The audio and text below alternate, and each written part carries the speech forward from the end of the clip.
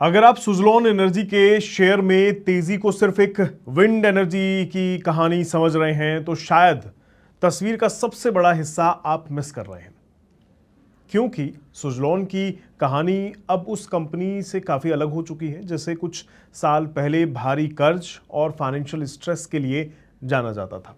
आज कंपनी के पास बड़ा ऑर्डर बुक है, नेट कैश पोजीशन है और भारत में विंड एनर्जी के बढ़ते मार्केट का फायदा उठाने का मौका भी है। लेकिन बड़ा सवाल यह है कि क्या ये सारी पॉजिटिव बातें सुज़लोन के शेयर को आगे भी ऊपर ले जा सकती हैं और क्या मौजूदा वैल्यूएशन पर अभी भी इसमें इन्वेस्टमेंट का मौका बचा है। तो चलिए सबसे पहले बात करते हैं उस चीज की जो सुज़लोन की फ्यूचर ग्रोथ की सबसे बड़ी वजह बन सकती है, यानी इसकी ऑर्डर बुक। देखिए, कंपनी के पास करीब 6.1 गीगावाट का क्यूमुलेटिव ऑर्डर बुक है। इतना ही नहीं, FY27 के शुरुआती 4 महीने में ही करीब 1 गीगावाट के नए ऑर्डर्स कंपनी को मिल भी चुके हैं। यानी आने वाले समय में कंपनी के पास पहले से ही काफ़ी काम मौजूद है और इसका सीधा मतलब है कि सुज़लोन को आने वाले क्वार्टर्स में ऑर्डर की तलाश में इधर उधर भटकने की ज़रूरत नहीं होगी। पहले से ही मिले हुए ऑर्डर्स को मैन्युफैक्चर करना, टर्बाइन्स इंस्टॉल करना और प्रोजेक्ट्स को कमीशन करना, ये अभी भी इनके पास करने के लिए काम है। और जैसे जैसे ये ऑर्डर्स एग्जीक्यूट होंगे वैसे वैसे रेवेन्यू और प्रॉफिट में कन्वर्ट भी होंगे।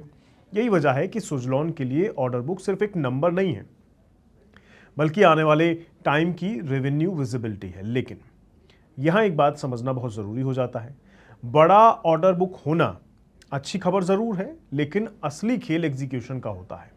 अगर कंपनी ऑर्डर को समय पर और अच्छी मार्जिन के साथ पूरा करती है, तभी ये ऑर्डर बुक वास्तव में शेयर होल्डर वैल्यू में बदल पाती है। अब आते हैं सुज़लोन की दूसरी और सबसे बड़ी ट्रांसफॉर्मेशन पर, यानी बैलेंस शीट पर।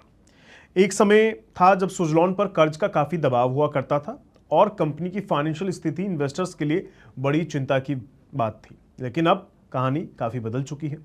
जून 2026 तक कंपनी करीब 2322 करोड़ की नेट कैश पोजीशन में है, यानी कंपनी के पास डेट के मुकाबले ज़्यादा कैश है। अब इसे आसान भाषा में समझें तो पहले कंपनी को ग्रोथ के लिए कर्ज पर ज़्यादा निर्भर रहना पड़ता था। अब अगर कंपनी के पास कैश है पहले से ही, तो वो अपनी मैन्युफैक्चरिंग कैपेसिटी को बढ़ाने पर, टेक्नोलॉजी में इन्वेस्टमेंट करने पर और बिजनेस को एक्सपेंड करने के लिए अपने इंटरनल रिसोर्सेज का ही इस्तेमाल कर सकती है। इसका फ़ायदा भी होगा और फ़ायदा ये होगा कि इंटरेस्ट कॉस्ट का दबाव कम रहता है।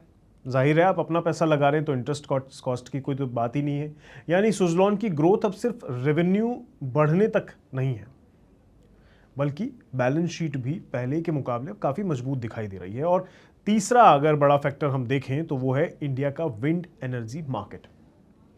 अभी तक भारत में रिन्यूएबल एनर्जी की चर्चा होती थी तो सबसे पहले नाम आता था सोलर का, सोलर एनर्जी वगैरह का। लेकिन आने वाले वर्षों में विंड एनर्जी भी काफ़ी इंपॉर्टेंट भूमिका निभा सकती है इसी सेक्टर में। भारत रिन्यूएबल कैपेसिटी को तेजी से बढ़ाने की कोशिश कर रहा है और विंड सोलर कॉम्बिनेशन ग्रिड को ज़्यादा बैलेंस्ड रिन्यूएबल जनरेशन देने में मदद कर सकती है। यही सुज़लोन के लिए बड़ी अपॉर्चुनिटी भी है। अगर भारत में आने वाले वर्षों में विंड कैपेसिटी इंस्टॉल तेज़ी से होती है तो डोमेस्टिक विंड टर्बाइन मैन्युफैक्चरर्स को इसका सीधा फ़ायदा मिलेगा और सुज़लोन की इस मार्केट में पहले से मजबूत प्रेजेंस है तो जाहिर तौर पर इनको इसका ज़्यादा एडवांटेज रहेगा। कंपनी का अनुमान है कि भारत की विंड कैपेसिटी 2030 तक 100 गीगावाट से भी ऊपर जा सकती है। अगर ये अनुमान बड़े स्तर पर मेट्रोलाइज हो जाता है तो सुज़लोन के सामने कई वर्षों का ग्रोथ रनवे बन सकता है। लेकिन सुज़लोन सिर्फ ज़्यादा टर्बाइन्स बेचकर ग्रोथ लाने की कोशिश नहीं कर रही है, कंपनी अपनी स्ट्रैटेजी को भी बदल रही है। सुज़लोन की सुज़लोन 2.0 स्ट्रैटेजी का उद्देश्य बिजनेस के अलग अलग हिस्सों में ज़्यादा वैल्यू कैप्चर करना है। टेक्नोलॉजी से लेकर renewable projects development, project execution और आफ्टर मार्केट सर्विस तक कंपनी अपनी प्रेजेंस बढ़ाने की कोशिश कर रही है। इसका महत्व इसलिए भी है क्योंकि अगर कंपनी सिर्फ टर्बाइन मैन्युफैक्चरिंग करके बेचती है तो उसकी अर्निंग एक प्रोडक्ट सेल्स पर ज़्यादा निर्भर रहती है। लेकिन अगर वही कंपनी रिन्यूएबल प्रोजेक्ट के दूसरे हिस्सों में भी मौजूद रहती है तो फ्यूचर में रेवेन्यू और मार्जिन के नए सोर्स बन सकते हैं। खासकर आफ्टर मार्केट सर्विस का बिजनेस काफ़ी इंपॉर्टेंट है, क्योंकि टरबाइन इंस्टॉल होने के बाद भी लंबे समय तक मेंटेनेंस और सर्विसेज की ज़रूरत होती है। अब बात कर लेते हैं टेक्नोलॉजी और कैपेसिटी एक्सपेंशन की। सुज़लॉन नए जनरेशन के विंड टरबाइन प्लेटफॉर्म पर काम कर रही है, जिसमें S175 और S163 जैसे प्लेटफॉर्म शामिल हैं। कंपनी मैन्युफैक्चरिंग कैपेसिटी बढ़ाने के साथ स्मार्ट मैन्युफैक्चरिंग और टेक्नोलॉजी में भी इन्वेस्टमेंट कर रही है। FY27 में कंपनी ने करीब 700 करोड़ के कैपेक्स का गाइडेंस दिया है।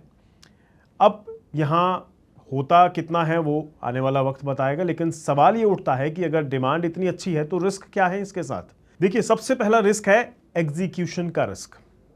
मतलब 6.1 गीगावाट का ऑर्डर बुक सुनने में बहुत बड़ा लगता है, लेकिन अगर प्रोजेक्ट में डिले होता है, सप्लाई चेन में दिक्कत आती है या इंस्टॉलेशन की जो स्पीड है वो कम रहती है, तो रेवेन्यू रिकॉग्निशन प्रभावित हो सकती है, वो उस तरह दिखेगा ही नहीं, राइट। दूसरा रिस्क है मार्जिन। देखिए, ग्रोथ तभी ज़्यादा वैल्यूएबल होगी जब कंपनी उस ग्रोथ को अच्छी प्रॉफिटेबिलिटी में बदल पाए। Q1 FY27 में सुज़लॉन का एबिटा मार्जिन करीब 15.6% रहा था, जबकि पिछले साल की समान तिमाही में ये करीब 19.2% था। मैनेजमेंट FY27 में करीब 17 से 18% एबिटा मार्जिन की उम्मीद कर रही है। इसलिए आने वाले क्वार्टर्स में रेवेन्यू ग्रोथ के साथ मार्जिन पर भी नज़र रखना बेहद ज़रूरी होगा। उम्मीदें की जा रही हैं, लेकिन अभी के हालात थोड़े अलग दिखाई देते हैं। तो कुल मिलाकर अगर आप सुज़लॉन को सिर्फ इस वजह से खरीदने की सोच रहे हैं, उसके स्टॉक्स में निवेश इस वजह से करने की सोच रहे हैं कि रिन्यूएबल एनर्जी का फ्यूचर अच्छा है, तो ये अधूरी एनालिसिस होगी आपके लिए।